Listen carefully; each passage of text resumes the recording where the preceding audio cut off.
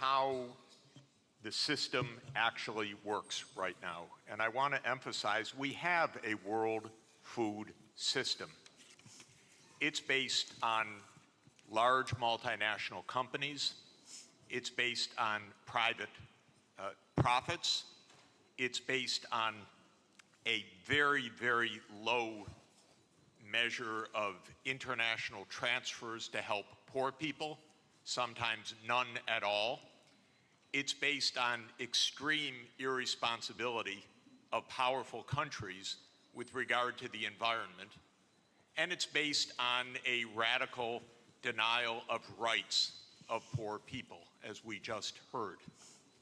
It's interesting, we heard from the Minister of DRC, what's wrong with your country? Well, we don't even start by saying the King of Belgium created a slave colony for 30 years. The government of Belgium ran the slave colony for another 40 years. The CIA assassinated your first popular leader, Mr. Lumumba, and then installed another dictatorship for the next 30 years. And then Glencore and others now suck out your cobalt without giving you tax income. We don't reflect on that. We say, what's wrong with you? Why don't you govern properly? And so we have a system, but we need a different system. We cannot turn this over to the private sector. We already did about 100 years ago. Not only to the private sector with the US military behind it, with the defense of these property rights in the Minister of Honduras's country, where United Fruit ran the country for a long time. And their attorney was the foreign minister of the United States, Secretary Dulles, and his brother was the head of the CIA and overthrew the next door neighbor, Mr. Arbenz, to make sure that United Fruit could have its property. So we have a system, but we need a different system.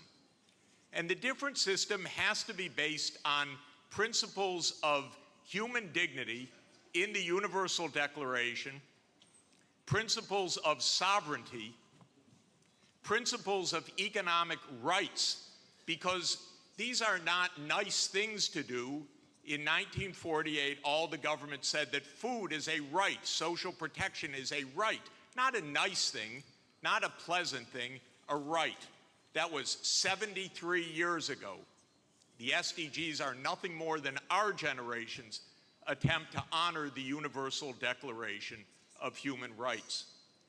I come from a country that not only doesn't care about the world's poor, it doesn't even care about its own poor. 1 in 7 Americans is hungry right now. And they don't care. I mean, the poor people care, but one political party, all it cares about is cutting taxes for the rich and filibustering any solution. So we're in a world that's really tough. The private sector's not going to solve this problem. I'm sorry to say to all of the private sector leaders, behave, pay your taxes, follow the rules. That's what you should do.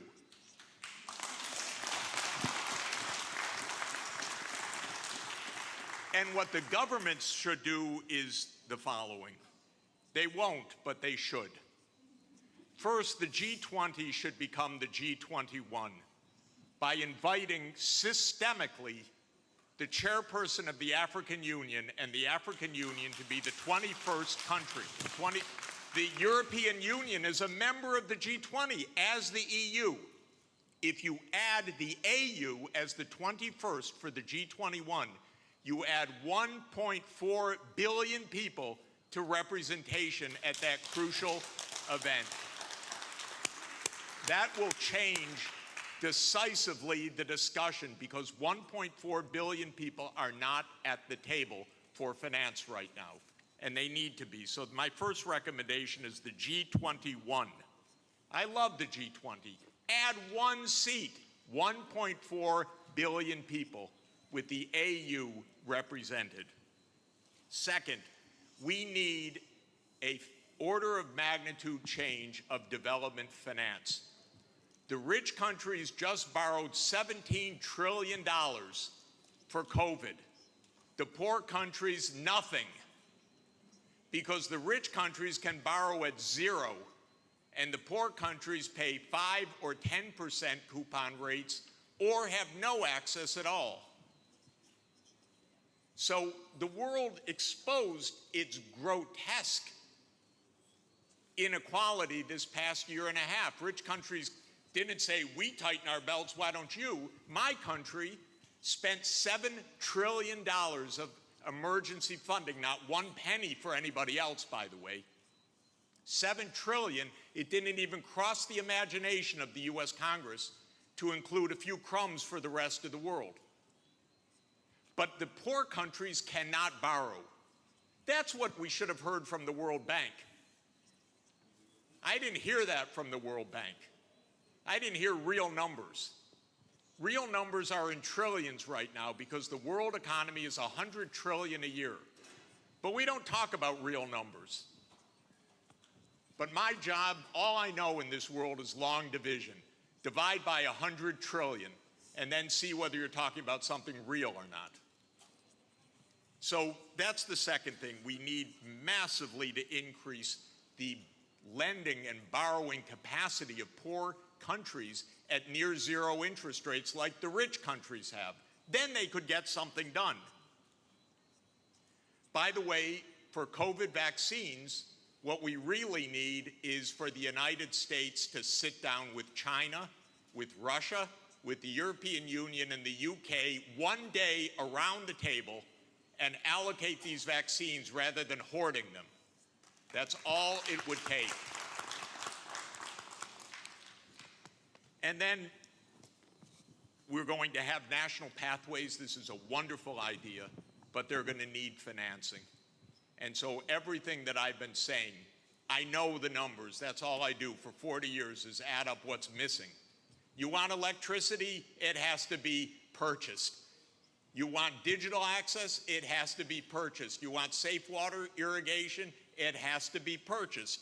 This is what I do for a living, is add up these numbers and then find out that then somebody makes up something and names 1/100th of what's really needed.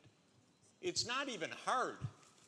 By the way, the IMF has done wonderful studies in the last 2 years showing that we have a financing gap of about $400 to $500 billion a year for the basics for the SDGs. They show the gap, but nobody comes up with the number, the solution, which wouldn't be so hard because that's just not a big number. It's 0.5 of 1% of world output. So if we really care, we wouldn't have the G7 saying, we love education, therefore we're going to give $3 billion for education. That's what they said at the summit. But what UNESCO has shown is that you need at least $30 billion a year, minimum. But nobody looks at numbers. They just make up nice check the box. So we need the real numbers of finance to back the national pathways. The final thing is we need the UN as the core and central institution of this world, period. Because this is the only way we're going to have a civilized world, is a strong UN. And it cannot be that the whole UN budget is less than my neighborhood's budget in New York. The UN core budget this year is $3 billion. New York City's budget is $100 billion. And then we say, why don't things work well? Because the rich are hoarding everything. Final point, rather than our 3 billionaires going in space, well, they could go into space and stay there and leave their money behind. That would be one idea. But another idea is we have 2,775 billionaires on the current list. Their combined net worth, 2,700, is $13.1 trillion. Now, I have it on good authority, you don't need more than $1 billion to be comfortable. But they have an excess of $11 trillion over just the $1 billion. So we should be taxing that and having a civilized world.